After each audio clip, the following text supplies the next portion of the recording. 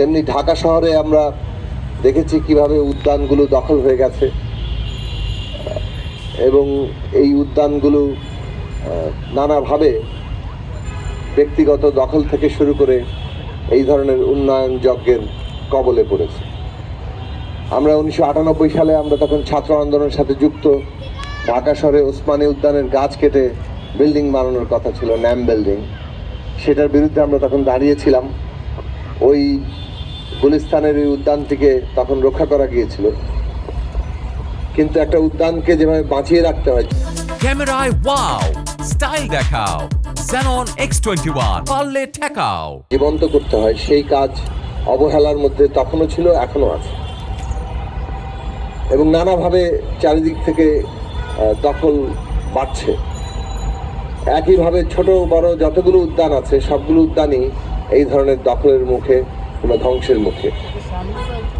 ঢাকা ক্রমাগত বাসের অনুপযোগী হয়ে পড়ছে, কিন্তু স্ট্রাকচারের পর স্ট্রাকচার কেবল উঠছে, একটা কংক্রিটের শহরে পরিণত হচ্ছে। এই শহরে মানুষ ভবিষ্যৎ কিভাবে থাকবে তার কোনো চিন্তা যেমন নেই এই শাসকদের, সেটা এখন পর্যন্ত একই ধারাবাহিকতা চলছে, সেটাই দুঃখজনক।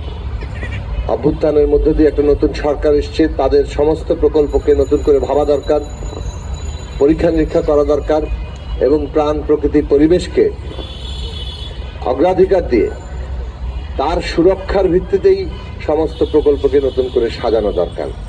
প্রয়োজনে যেখানে বাতিল করতে হবে বাতিল করতে হবে, যেখানে নতুন করে ডিজাইন করতে হবে সেই ডিজাইন করা দরকার। সেই কাজগুলো বর্তমান সরকারের দায়িত্ব। সেটা না করলে জনগণের কাছে তারা পুরনো সরকারের যে জের বহন করার জন্য অভিযুক্ত হবেন এবং সেটা নিঃসন্দেহে আমাদের এই অভ্যুত্থানের যে আকাঙ্ক্ষা তার বিরুদ্ধে যাবে। আমাদের যে শহীদেরা এই অভ্যুত্থানকে সফল করে তুলেছিলেন তাদের যে স্বপ্ন তার বিরুদ্ধে যাবে। কাজেই আমরা দাবি তুলব। আজকে এখানে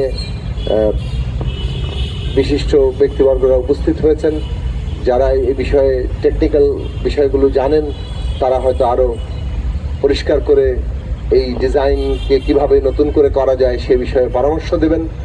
এবং সরকারের কাছে আমরা এই আহ্বান জানাবো যে প্রত্যেকটি প্রকল্পকে পুঙ্খানুপুঙ্খভাবে নতুন করে যাচাই বাছাই করতে হবে, পর্যালোচনা করতে হবে এবং প্রকৃতি পরিবেশ রক্ষা করেই এইসব প্রকল্প বাস্তবায়ন করতে হবে। আমি আমার সংহতি জানিয়ে আপনাদের সবাইকে ধন্যবাদ জানিয়ে আমার কথা শেষ করছি।